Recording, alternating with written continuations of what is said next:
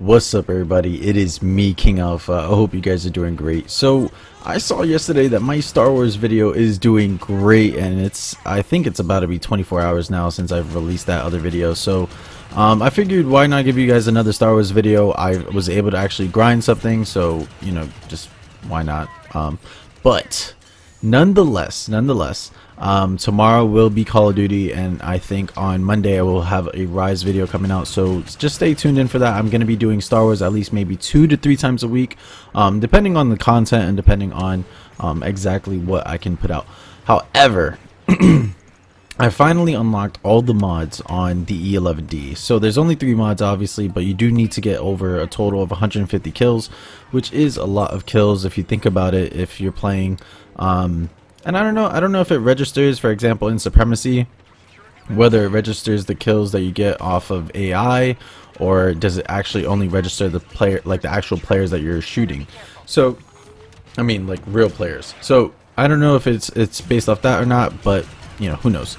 I just want to say this as well. So I'm showing off in this first 5 minutes of the video. It's going to be the first 2 mods. So it's going to be the reduced recoil and the flashlight. Now just to make this clear, the flashlight really doesn't do much, but it actually does do a lot. So it's really interesting.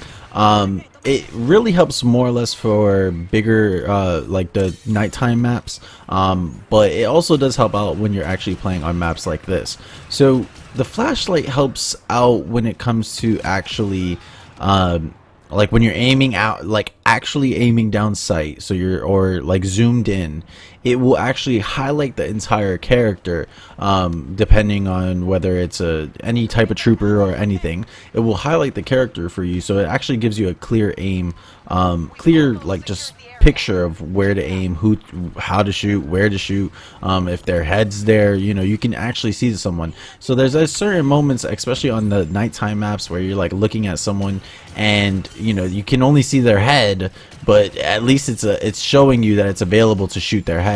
Now I will say this, it doesn't have a super far range, so don't think, oh, because I'm aiming really far down sight that I can see someone. No, it doesn't work like that. It just works mainly up close and kind of medium range. I'm not entirely sure exactly how far the distance is, but it is a pretty nice distance when you're actually aiming down sight and you have the flashlight. Now when it comes to actually the enemies shooting at you or anything, I don't think the flashlight actually affects them, where like it blinds them a bit or anything. I think it just literally highlights them for you, and that's about it. Now I do think if they want to make the flashlight even a little bit better, what they should do is actually have it where when you're aiming down at them, especially up close, have it where it kind of blinds their screen, because that's really cool. It's a really good mod, and it's just something that will be just more how can I say this, where it's more creative, just basically if you're aiming down sight, just kind of like how when you're playing an Ewok hunt and the stormtrooper flashes the light at you as an Ewok, it blinds you. So I'm really hoping that they introduce that, or if it is working like that, let me know if you have anybody that's flashed a light in your face and it actually does that, because I wouldn't know, because I haven't had someone flash their light in my face at all. Now when it comes to the actual third attachment, the improved range, guys, when I tell you the E-11D can actually snipe people like across the map. I've 3-shotted specialists easy, assault rifles easy, assault classes easy. Heavies are obviously a bit harder because they have more HP, so they're able to get away instantly after you shoot them once or twice. But what I tend to do is when I'm just aiming really far down sight, you can hit people like really fast. Like it's actually really easy, and it's you just put 2, 3, 4 blaster shots all at once, and the reduced recoil, the first attachment, helps out a lot on the E-11D. So it makes it into a sniper, and it actually feels great. It actually feels like the E-11 HFE or whatever that gun is, and it allows it's a really nice gun for close quarters and long distance, and I really appreciate that. This also helps out a lot in close quarters as well with the improved range, because yeah, it's at farther distance, but you also do get more damage up close still. So it's really cool. But I really did enjoy the flashlight. I'm not gonna lie, I really enjoyed the flashlight, and I'm so excited to, you know, see the difference between using the flashlight more and using the actual regular improved range. But nonetheless, here we go into the actual far range shooting and stuff on Geonosis. I joined a match, by the way, and this guy had like 200 and something eliminations. He was Bosk, and all he was doing was sitting on top of like a little rock, and he was just sniping people. Sometimes, you know, the supremacy can really just be kind of stupid, because even me, for example, I'm shooting all these people right here, and all they are AI. And it's like I do enjoy playing supremacy because it is a longer game mode, not so linear. You know, you kind of run around the map a little bit more, and it's not like cross-based heroes. It is single type heroes or single era heroes, which is really nice. But when, you know, you're in other game mode and you have to deal with heroes that shouldn't really be there, it's kind of interesting.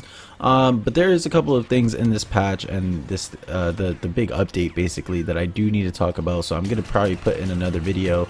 But I still do need to get out the T21, the D-1118, and the cycler rifle. So I'm still having to unlock the cycler rifle because I've been just working on the E-11D. But I'm really excited to use the T21. I think 56 out of 75 for unlocking that next attachment. So I am excited for that. But I will say I'm a bit disappointed with the first mod on the gun, because honestly it's really not all that unless you're trying to just snipe with the T21. But it's still pretty decent. It's still, like, I will say this, it's still a pretty decent attachment to put on the gun. Now nonetheless, I am very sorry that my aim in this game is still not up to par, because of the fact that just me as a player that, you know, you're playing Call of Duty, you're playing these other games. I was playing League of Legends. You know, you're playing all these games all the time, and then you just randomly come back to Battlefront after an update. Guys, my aim is gonna be crap. Like, it's really crap. I'm still getting used to the blasters, how the blaster velocity works, and making sure that I'm actually able to hit these shots from far. And it's a pain when I tell you, trying to follow these heroes sometimes, trying to make sure that I don't die. It's really interesting. You also have the fact that I have to deal with the people rolling. You don't roll, you slide in other games or something like that. And this, people are rolling. It's really hard, it seems, to hit rollers. I don't know why, but man, when I tell you, people are just rolling, and it's just like they get like armor, you know, protection, and you're like, what the heck? That guy should have died. But then multiple times I'm rolling, and I just don't die. But look, you're gonna see right here, I'm hitting Boss because he's just camping on this rock, and I hit this guy for at least 400 health, and me and him were having a sniping battle, and I was obviously winning because I'm able to blast more shots at him.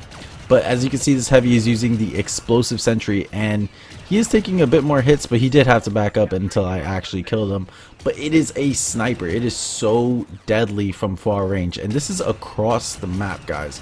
And if you're able to hit your shots, if you're able to actually just target their head, it's it. Like, especially a specialist across the map, that's it. You're gonna snipe them across the map. Deadly. But look at this, 1 2 3 4 5. This is a heavy using the sentry again, and then this right here, I think it comes up right about now. You see the sniper just sitting there, right? Bow, bow, bow, bow, bow. Done. Instant headshot, perfect accuracy, no recoil, no massive recoil, just easy headshots to just get a kill across the map. It feels great to have these new blasters, and what I'm really hoping for is within March that they release the bow rifle, because the bow rifle, it is kind of like the E-11D, but it does shoot, I think, a bit slower. But it's just, you know, that gun was basically came out with Scarif, and I want them to do something like that again, where they release guns, do challenges for them.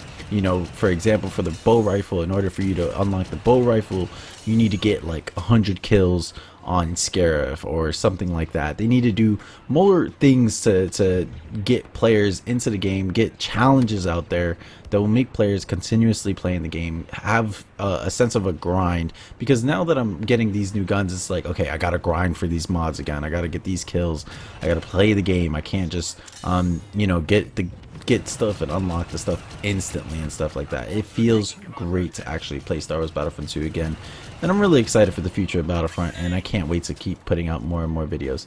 I hope you guys did enjoy this video. Let me know what you think, and if anything, I will see when I can actually live stream Star Wars, but who knows. Have a great day, guys. Hope you guys enjoyed, and I'll see you guys in the next one. Deuces. So bright, it's hard to breathe, but that's alright. Hush.